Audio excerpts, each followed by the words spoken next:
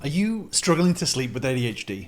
Well, you're not the only one. ADHD hugely affects sleep. 78% of adults with ADHD struggle with sleep. ADHD sleep problems can be known as perverse sleep. And in this video, I'm going to break down what this means. Sleep disturbances came close to being part of the official criteria for diagnosing ADHD, but there are things that we can put in place to finally get some decent shut-eye. First, let's jump into what the hell is perverse sleep. It sounds a little bit weird, right? Perverse sleep is the desire to wake when you're asleep and the desire to be asleep when you're awake. And it sounds a little bit like a living nightmare, always wanting to do something that you're not currently doing. But unfortunately, this is super common for a lot of us ADHDers. We have a lot of sleep difficulties in common. We have struggles falling asleep, which is also known as initiation insomnia. And this is why a lot of us can consider ourselves night owls. We can get a real bump of energy just before we go to bed. And this is because as soon as your brain gets the space it needs to stop thinking, it actually switches on. And if you think about it, it makes sense. We have very active brains, and during the day, we have responsibilities, we have work, we have errands, etc. So our brain is always active, but it's occupied. And when we get to a place where we can't occupy it, for example, lying down in bed, then as soon as it becomes free to do whatever it wants, we start lying on our pillow wide awake with racing thoughts. So oftentimes this means that we can want to get up and do something, or at least carry on thinking about what we're thinking about, because our thoughts are sort of non-stop, right? So we can have a lot of troubles falling asleep. But then we can also get interrupted sleep. So we can be very, very light sleepers. You know, ADHDers are super sensitive to stimuli, whether it's internal or whether it's external. So for example, a little bit of extra light or the slightest noise outside can pull us out of our sleep pretty quickly. Or we can be super sensitive to hot or cold. We can get night terrors or nightmares. But then we can have trouble waking up. So after a night of awful sleep, by the time our body feels completely exhausted and collapses, we can fall into a super, super deep sleep. One study actually showed that 80% of ADHDers struggle up until around 4 a.m. and then they fall into what is known as the sleep of the dead. And the sleep of the dead is where essentially we're dead to the world, where we can sleep through absolutely anything because our body is so exhausted. This is where you end up sleeping through like 5 alarms and end up missing the bus to college. And this can also lead us to wake up in a terrible mood, which affects our focus first thing in the morning as well. And then during the day, we can suffer from what's known as intrusive sleep. And this is where we're engaged in activities that are struggling to stimulate our brain. So we can disengage to the world where we can actually get to the point where we can end up falling asleep.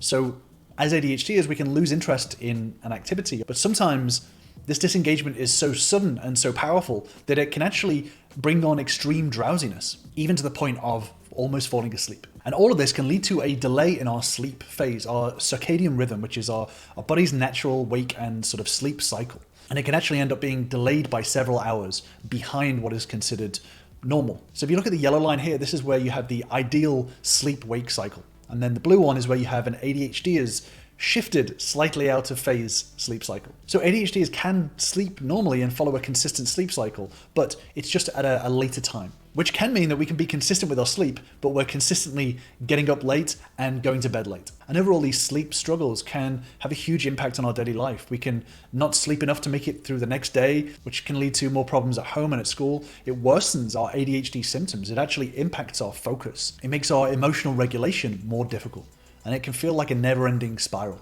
So, how can we sleep with ADHD? And just before we jump in on how to sleep with ADHD, if you want more tips and strategies for managing your ADHD and your focus, then I invite you to join us on my free focus bootcamp, which I'll link to in the description down below. Click on the link to take the next steps. Well, first, we can exercise. As always, the best way to help ADHD is to get ahead of it. And exercise helps with focus, etc. in general. But exercising during the day helps to tire out your body in the evening. So doing exercise can overall help your ADHD symptoms, but it can also help your sleep. So if you're able to exercise during the day, this can actually help to tire your body and your mind out a little bit extra to help you get into more of a rhythm when it comes to sleep. But a word of warning here, sometimes ADHDers can think that exercising just before bed can help tire them out, but it actually has the opposite effect. Exercising just before you go to bed can actually leave your body in more of an active state and delay your sleep even more.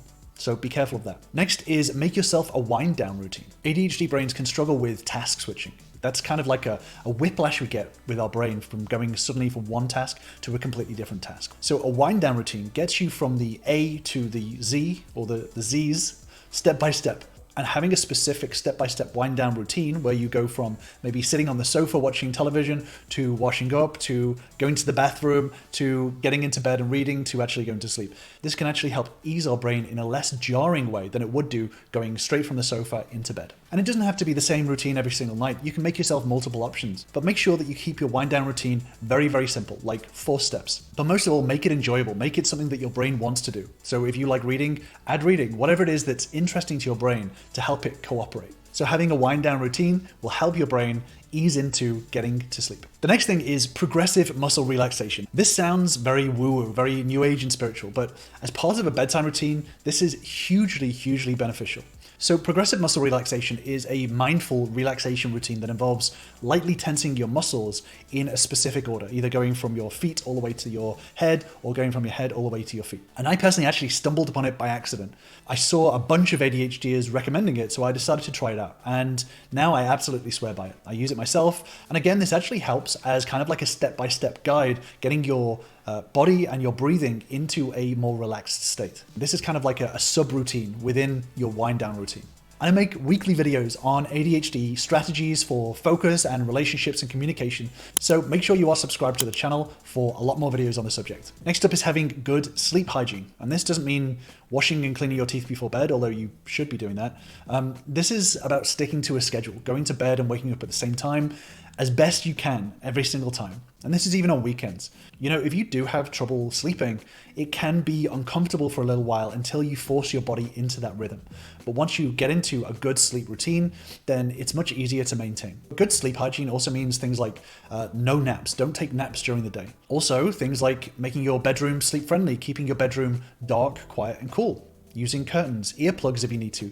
Having a fan or AC to make sure that you're in a comfortable environment, making sure that you don't eat or exercise just before bed, not having caffeine past like 4 p.m. All of these things right in your bedroom in order to make sure that you are in the best position to get to sleep easily. Another great tip is white, pink, or brown noise. So these are different types of noises, a continuous sound that you can play during sleep to aid with your sleep. There are 3 different types of noise, but they kind of all do a similar thing. And what these do is they provide a background noise to your brain while you're trying to sleep. And this noise actually blocks out a lot of the external stimuli that we can hear. So for example, if you're sleeping and you can hear animal noises outside or cars passing, etc., white, brown, or pink noise can block out some of that external stimuli, so your brain can actually switch off and get to sleep. But these different noise types also can help during the day with focus and studying and work as well. There's actually been studies that have found a small but significant benefit of white, pink, or brown noise in improving our task performance as an ADHDer. So I'm a big advocate of using white, brown, or pink noise, whichever your preference is,